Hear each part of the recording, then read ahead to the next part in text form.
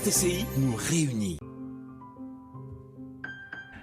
You cannot imagine what this great guy is telling us off the microphone. So amazing things that you are going to share, and so nice. Yes, it is amazing to see that Professor Weigner have made almost the tour, as I said, 100 and more than 117 races. He's been in the 7 continents, as I said before, and he's been explaining for me what is an ultra marathon, because he made so many of them.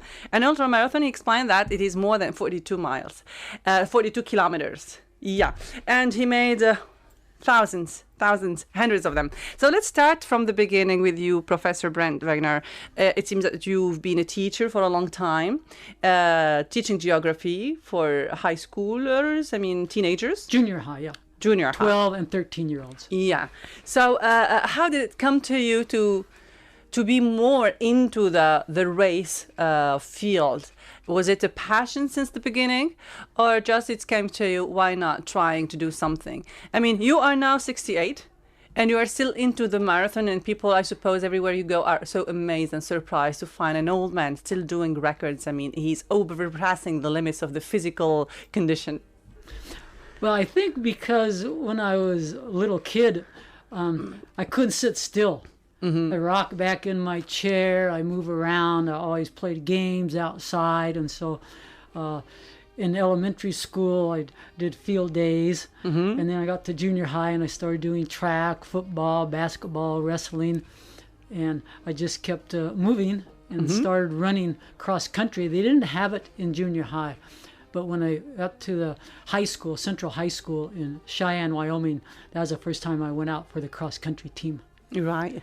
And so I ran in high school. I was mostly in track, half-miler, quarter-miler, mm-hmm. and then run cross-country. And then in college, I was on a scholarship to University of Northern Colorado in Greeley. Yeah. And there I started running longer. I was doing 2-mile and the steeplechase. Mm-hmm. And then I also ran a marathon the first year in 1968. Mm-hmm. And then I've been running marathons and ultra marathons and different challenges ever since. Yeah. So you are, you like mostly running marathon more than any other sports. Yes. Is that? So the passion pushed you into that. Yes. And yeah. And I'm not a very good spectator. Yeah. I don't. If I see people, we can understand. If I see people doing something, I want to go do it with them. I don't want to just sit on my butt in the stands and watch. Good. And how did this experience or adventure start? Did you plan from a young person, you thought that the best thing in your life to realize is to make the tour of the world and to run in all the continents, or did it come to you just as it came with time? It just came. I really didn't start counting countries until 2013. When you realized that the embassy told you, oh, your passport has no place anymore. No, what it was, I was in Antarctica, and a couple Filipino friends of mine asked me if I was a marathon maniac. Mm-hmm. And I said, of course. And they said, what is your number? I said, oh, I don't have a number. They said, you're not a maniac. And what they explained later was it's a club. Oh, and to join this club, you can join at the top 10 stars, titanium. Yeah. You have 3 choices: run 52 marathons in a year, or 30 marathons in a combination of cities, states, provinces, countries, or I picked the easy one, 20 international marathons. So I actually did 24 in 2013, and I've been doing about that many ever since. Yeah, this is really great. did you expect to do these things? Did you know that physically it is possible for you? And how do you train? How do you prepare for a marathon? Is that a tough training, exercising, and physical preparation for that? Well, if you're running as many marathons as I do every week or two, you don't really need to do much training. Yeah, you told me that last week. Just last week, you ran 3 marathons in 1 week. Yes. Wow, amazing. Yeah, last week I was with a German group, and I was the only American, and we started out in Benin, mm-hmm. in Parakou, Benin, ran a marathon there. A couple of days later, we ran one to raise money for one of the schools in Lomé, Togo. Yeah. And then the day after that, for raising money for another school up in Palemi, I can't say it. It's on the border between Togo and Ghana, a mountain trail race. And so you ran into Ghana and came back across the border into Togo.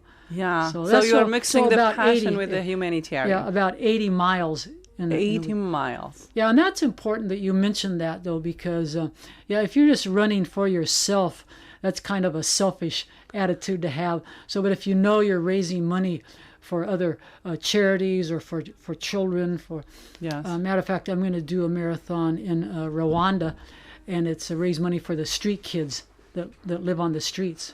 Yeah, this is really wonderful. This is really great. Great what you are doing. So, yeah, you are sharing so much with others. And what is the first reaction that comes to participants and even to spectators when they come and they see you? Well, it's quite interesting because a lot of the races these days, I'm the oldest guy. And I was doing a marathon in Tanzania. Yeah. And in Swahili, they were saying, "Poli poli babu, poli poli babu," and that means slowly, slowly, grandfather. Oh yeah. So I don't know if they were teasing me and telling me I'm going so slow, or they were worried about me going too fast because I was old. Yeah, they were worrying about you, I suppose. Yeah, it's so nice. I mean, here, and kids are so surprised. Do they come and tell you, how do you manage doing all that? Oh, absolutely. I ran a race in Ghana several years ago, and I was the oldest guy in the race, and it was sponsored by the Iranian embassy to the end of Muslim Holy Week. Mm-hmm. And when this friend that introduced me to, when they found out I was in my middle 40s, this one kid was coming up, he's poking my chest, he's looking in my eyes, he's going, "White man, how's this possible? My father, he's 40 years old, he's an old man." And, a lot of people, especially Americans, mm-hmm. maybe Tunisians, I don't know, don't realize that the life expectancy in many countries is only 40 to 50 years. Wow, that's really shocking. Especially in equatorial Africa. Oh yeah, where the health and the water and things aren't as lots of viruses sanitary. Yeah, so when they see someone older, they want to know what the trick is. Yeah, how do you manage? Yeah, what's my magic? Yeah, and can you tell us what's the magic? Yeah, and how can you keep going on? And thanks God you're in good health. And absolutely, and that's the key for me is to thank God. Yes, and Allah. You feel blessed. Yes, in Allah. I do. Yes, I do. Yeah, I always, a lot of times I was sitting next to the ambassador mm-hmm. in Ghana from Iran, and he said, "Well, you might have won money if you hadn't already ran today when they recruited me." And I said, "Inshallah." Inshallah. And so he invited me to tea, but I was leaving the next day for Senegal. Yeah. So I never got to have tea. Yeah, guys, what you have to know about Professor Weigner, that he became the first athlete in the world to run the ultra marathon on all 7 continents, and he is currently the second in the world in number of countries where he participated in official marathons. So, as a souvenir, and since you've been in many countries and many continents, what are the best souvenirs that you're keeping in mind, where you had probably a very unique experience or something, a nice story that did happen there during your marathons? Oh my gosh, I would have to talk all day. Yeah, why not? We can go for that. I really don't buy souvenirs anymore. Mm-hmm. Maybe a postcard. Mm-hmm. But I call them, if you're collecting stuff, if mm-hmm. you're buying stuff, all it's going to do is sit someplace and collect dust. Mm-hmm. And so the things you should buy are experiences, memories. Right. That you can take with you, because those will always be in your head wherever you are. Mm-hmm. You don't have to be at home to see your souvenirs, because the souvenirs are in your brain from the experiences. And I don't know. People always ask me what my favorite marathon was or my favorite run, and it's what I told my grandson when we were at Disneyland one time. He'd say, Grandpa, what was your favorite ride?" And I would say, "The next one." Oh, and yeah. So when people ask me my favorite marathon, I say the next one. Okay, and the next one is in Tunisia. And how come that it is still your first time? So you've been in many continents, you've been in many countries, and this is the first time in Tunisia. So this is really good that we are having you here to participate and at least to visit the country of the Arab Spring. You're coming in the right period, you know. We are changing into a democracy, and we are trying to test many things and to change many things in our life in order to be updated to the what's in the world. And now you are going to race for the for the Carthage Marathon. Yes. Yes. So Inshallah. Inshallah, this is really good. This is really good, inshallah. So what are your expectations? How do you feel when you come to Tunisia? Did you have ideas about it before coming? And here you came right yesterday, so you just discovered a few places, I suppose, in downtown. So how do you feel about your participation in Tunisia first? Oh, I'm looking forward to the marathon. I went with Naman yesterday to where the start and the finish is at the it's called the theater. Yeah, Roman Amphitheater in Carthage. Right. And so now I have a little advantage. I know where to start and where to finish. Yeah. And which way that's the most beautiful place in Tunis, you know. But what I haven't found out yet is I want to know what the marathon times were from last year. Oh, yeah, some of the records too. I want to know if I'm going to be among the competitive. I want to know if I have a dog in the fight, so to speak, because I saw that one of the age groups is 60 to 69. Yeah. So being 68, I'm kind of at a disadvantage because the young people are only going to be 60 or 61. Yes. But sure. I don't know what the times are yet, so I'm trying to find out what the last year's times Hamid is were. going to give you some feedback, I suppose. I hope so. Yeah. Good. So what we have to know also is that you've been in Morocco, which is just our neighbors, and you've been in some of the other countries. Here I'm going to mention just a few because the list is long. So here we have 104 miles in the Desert Cap Jordan, and there is among the Marathon des Sables in Morocco, and that's in the Sahara Desert. And among some of the marathon, there are some kind of races where you have to take with you the whole stuff, surviving stuff, and also the food. And this is really hard. Yeah, it's a friend of mine, Mary Gaddams, founded the organization called Racing the Planet. Uh-huh. And so she has what she calls the 4 deserts. Mm-hmm. So these 150-mile races you run in 4 different deserts. One was in the Atacama in northern Chile. Mm-hmm. Then one was in the Gobi in China. Yeah. And the hottest one was in the Sahara in Egypt. Yeah, and you have to take with you all the water that you need, I suppose. Yeah, the only thing they provide for the week is medical, water, and tents. Yeah. And so your freeze-dried food, everything else is your sleeping bag, everything else is in your backpack. Oh, God, that's really difficult. You have to select what are the things that you really need and take because you have to take into consideration the weight and the race also.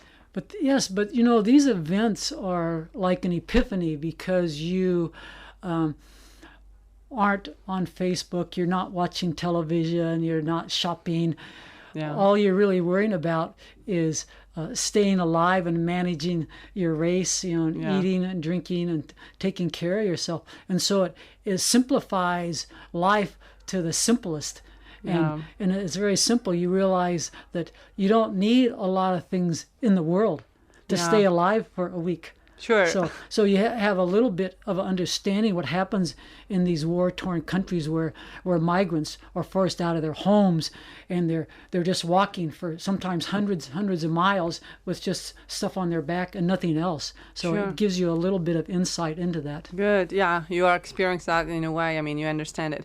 So as I announced earlier, so there is the Marathon of des Sables in Morocco, the Mount Kilimanjaro, the Desert Gap in Jordan, 150 miles of Atacama, Chile, 150 miles in Gobi of March in China, in Egypt also the Sahara Race, the last desert in Antarctica. So it is so amazing. And now we can say that you are a professional. After the geography teacher, you're becoming an expert. So I suppose you are providing with an insightful advices, recommendation, a framework for people who are really into the race marathon and who are really interested to participate, being young or adult. So are you active in some NGOs or are you active in some organizations or federation or whatever of this kind?